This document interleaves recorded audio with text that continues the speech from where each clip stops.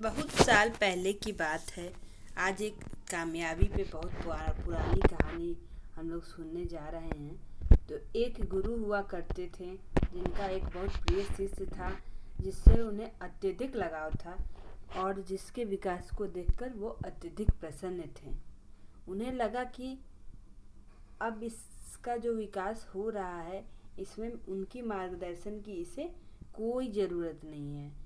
इसीलिए शिष्य को उन्होंने सोचा कि इसे हम अब नदी किनारे अपनी कुटिया में छोड़कर एक ध्यान के लिए बाहर जा सकते हैं। तो ये सोचकर साधु ने शिष्य को अपनी छोटी सी कुटिया में छोड़कर निकल पड़े। रोजाना सुबह स्नान के बाद शिष्य के पास एक परेशानी आती थी। उससे सेठ से बना खाल का कपड़ा पहनना पड़ता था, जिसे वो सूखने के लिए टांग देता था। सूखने के लिए टांगने के बाद कुछ देर बाद ऐसा हुआ, कुछ दिनों बाद, कि उसके पास एक ही कपड़े बचे रह गए थे, जो उसने लास्ट में सूखने के लिए टांगा हुआ था।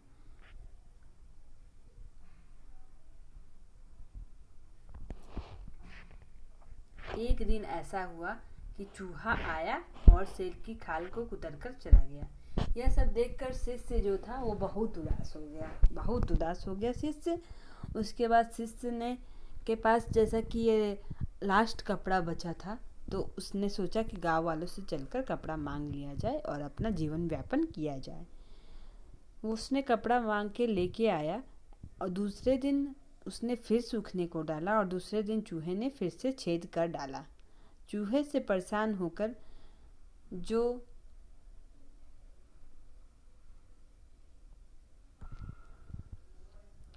चूहे से परेशान होकर उसने एक बिल्ली पाल ली। शिष्य ने बिल्ली पाला तो उसके सामने एक नई समस्या उत्पन्न हो गई, जो उसके लिए थोड़ी ज़्यादा ही थी।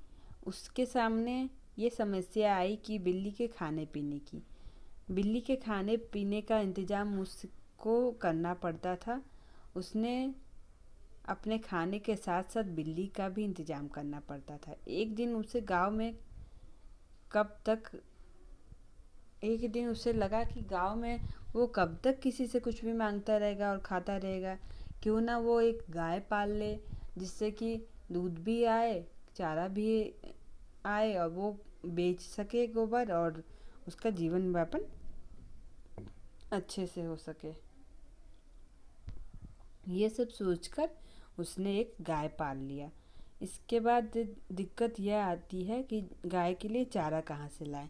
तो वो सोचता है कि झोपड़ी के चारों तरफ घास है, उससे इसका काम चल जाएगा। लेकिन अब समस्या बड़ी ये थी कि उसे चराने के लिए कौन लेकर जाए। ये चराने के लिए लेकर जाता था तो इसकी सारा इसका टाइम जो था, सारा वक्त जो था, वो उसी में चला जाता था और इसे ध्यान लगाने के लिए कोई पूरा वक्त नहीं मिल पा रहा था। इसीलिए इसने सोचा कि क्यों न काम पर एक आदमी को रख लिया जाए। अब सवाल ये आता है कि अब निगरानी कौन करेगा उस आदमी की, जो गाय अच्छे से चरा रहा है कि नहीं, घर का काम कर रहा है कि नहीं, उसकी निगरानी कौन करेगा। इसके लिए शिष्य ने एक महिला से शादी कर ली, जो इस सारे कामों की निगरानी करती थी और उसके साथ साथ उसका हाथ भी बटाया करती थी। आगे चलकर ये वक्त अच्छा गुजरता रहा। आगे चलकर एक वक्त ऐसा भी आया जब गांव का सबसे धनी व्यक्ति बन गया ये। कई सालों बाद अचानक एक दिन गुरुजी गांव पहुंचे। सब कुछ बदला हुआ देखकर वो दंग रह गए। वो सोचे, क्या ये मेरी वही कुटिया है जहाँ पे मैंने अपने शिष्य को छोड़ा था। ये आलीशान महल देखकर, इमारत देखकर उनकी आंखें खुली की खुली रह गई। उन्होंने एक नौकर से पूछा, क्या यह वही जगह है जहाँ मेरा शिष्य हुआ करता था, जहाँ मैंने अपने शिष्य को छोड़ के गया था। अभी नौकर कोई जवाब देता ही उससे पहले शिष्य आ गया गुरुजी के सामने और शिष्य ने बोला, हाँ गुरुजी, आपको विश्वास नहीं हो रहा है, लेकिन आप पूछिए, मुझसे क्या पूछना चाहते हैं। शिष्य गुरु ने पूछा, वत्स, आखिर ये सब क्या है, तुमने ऐसा क्यों किया।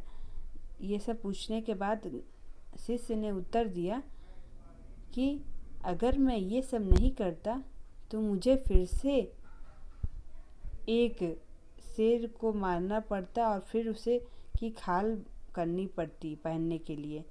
ये सब सोचकर ही मैंने बिल्ली पाली, फिर गाय पाली। ये सब करते करते मेरा अच्छा खासा विकास हो गया और मेरे पास कोई दूसरा तरीका नहीं था, मेरे को शेर की खाल हटानी ही पड़ी। Thanks for watching. Please like share and subscribe.